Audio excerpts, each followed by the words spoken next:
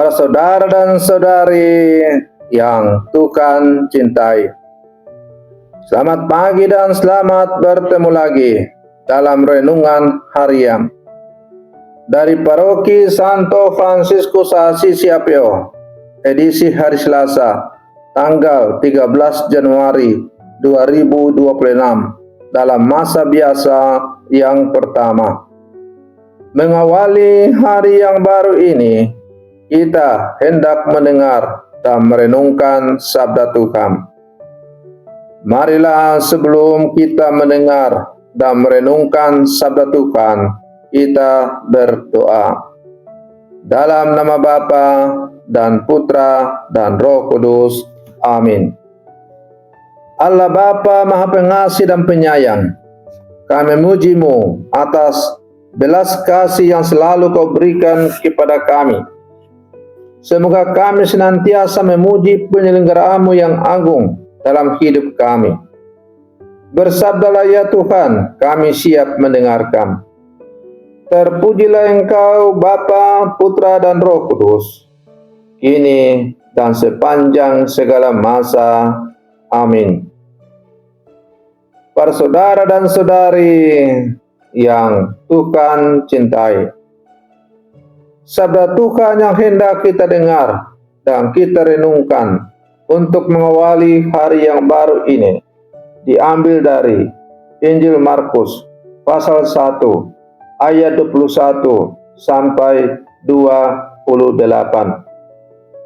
Tuhan bersamamu. Inilah Injil suci menurut Markus. Pada suatu hari Sabat, Yesus masuk ke dalam rumah ibadat di kota Kapernaum dan mengajar di sana. Orang-orang takjub mendengar pengajarannya, sebab ia mengajar mereka sebagai orang yang berkuasa, tidak seperti ahli-ahli Taurat. Dalam rumah ibadat itu ada seorang yang kerasukan roh jahat. Orang itu berteriak, "Apa urusanmu dengan kami, hai Yesus orang Nazaret? Engkau datang hendak membinasakan kami? Aku tahu siapa engkau, yakni yang kudus dari Allah." Tetapi Yesus menghardiknya, katanya, "Diam, keluarlah daripadanya." Roh jahat itu menggoncang-goncang orang itu, dan sambil menjerit dengan suara nyaring, ia keluar daripadanya. Mereka semua takjub sehingga mereka memperbincangkannya, katanya, "Apa ini? Suatu ajaran baru? Guru ini berkata-kata dengan kuasa.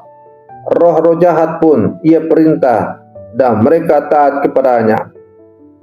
Lalu tersebarlah dengan cepat kabar tentang Yesus ke segala penjuru di seluruh daerah Galilea. Demikianlah sabda Tuhan.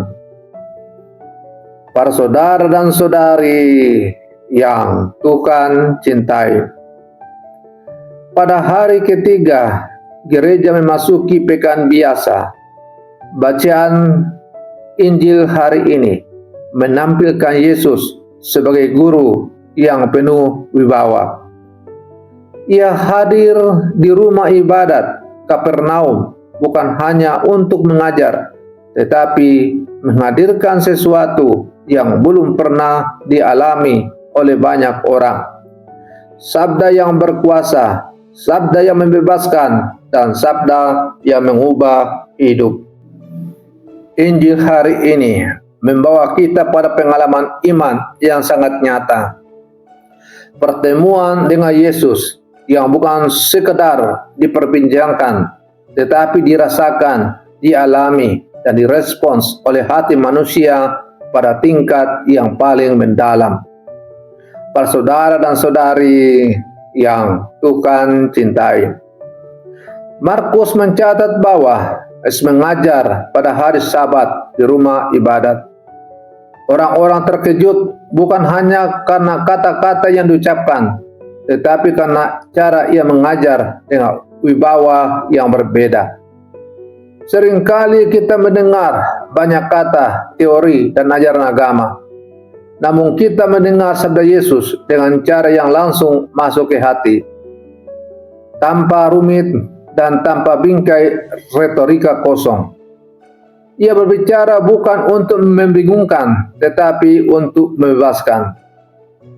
Apakah sabda Tuhan masih hidup dalam hati saya, atau hanya menjadi suara biasa yang tidak mengubah? Apakah saya membuka hati untuk mengalami sabda yang membentuk hidup, atau sekadar mendengar tanpa perubahan? Para saudara dan saudari yang Tuhan cintai, saat Yesus mengajar, muncul seorang yang dikuasai roh jahat di tengah rumah ibadat. Roh itu mengenal Yesus. "Aku tahu siapa engkau, yang kudus dari Allah." Tetapi Yesus tidak berhenti di pangkuan itu saja. Ia mengusir roh itu dengan perintah yang tegas. "Diam, keluarlah daripadanya." Ini keunikan Yesus. Ia tidak hanya menyampaikan kata, tetapi mengambil alih apa yang menindas manusia. Luka, ketakutan, kecemasan, dan segala bentuk roh jahat di hati manusia tidak hanya ditunjuk, tetapi diterangi dan dibebaskan oleh sabda Tuhan. Apa saja roh jahat yang masih mengikat hidup saya?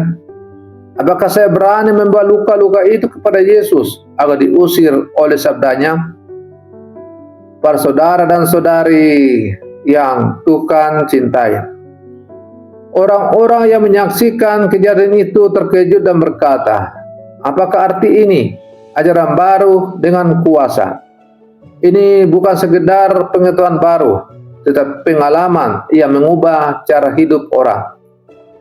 Seringkali iman kita stagnan, bukan karena kita tidak tahu banyak hal, tetapi karena kita belum pernah benar-benar mengalami sabda yang membebaskan.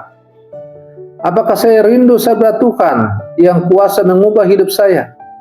Apakah Injil tetap sekedar informasi atau telah menjadi pengalaman pribadi yang membebaskan? Para saudara dan saudari yang Tuhan cintai, sabda Tuhan hari ini menegaskan sesuatu yang fundamental. Sabda Tuhan tidak pernah datang tanpa kuasa. Ia bukan hanya kata, tetapi kekuatan yang mengubah, yang membebaskan dari segala belenggu batin dan dosa. Hari ini Tuhan masih berbicara dan membebaskan. Pergumulan hidup terasa berat, kebiasaan yang sulit diubah, dan luka-luka lama bukan sesuatu yang tidak bisa dihadapi. Ketika kita membuka hati untuk Yesus, berbicara sabdanya akan membebaskan dan menguatkan kita. Para saudara dan saudari yang Tuhan cintai, mari kita akhiri renungan pagi ini dengan berdoa. Dalam nama Bapa dan Putra dan Roh Kudus. Amin. Tuhan Yesus Kristus, Engkau adalah Guru yang berkuasa dan penguasa atas segala yang mengikat hidup kami. Kami mengakui bahwa seringkali kami mendengar sabda-Mu dengan telinga, tetapi tidak selalu kami membiarkannya menjadi kuasa yang membentuk kehidupan kami. Datangkanlah sabda-Mu ke dalam hati kami hari ini.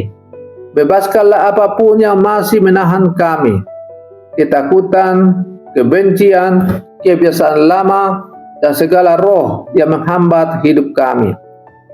Ajari kami untuk mendengarkan dengan hati yang sungguh-sungguh, supaya sabda-Mu tidak sekedar didengar, tetapi dialami, dihayati, dan dihidupi. Karena Engkaulah Tuhan yang hidup dan berkuasa, ini dan sepanjang segala masa. Amin. Dalam nama Bapa dan Putra dan Roh Kudus. Amin.